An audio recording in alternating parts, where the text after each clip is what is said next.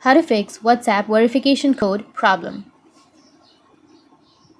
So if you want to fix WhatsApp verification code problem, then what you need to do is first make sure that you have a stable internet connection.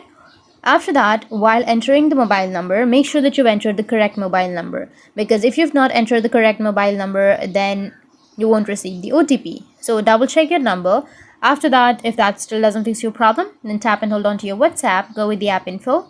Under app info, you need to go with storage and cache and go with clear cache. Now after clearing your cache, go back and check if that fixed your problem. Or you can also go with permissions. Under permissions, you can scroll down and you need to go with SMS, and here you need to make sure that you allow the SMS for this application. So go and allow. After allowing the SMS, now you'll receive the notifications.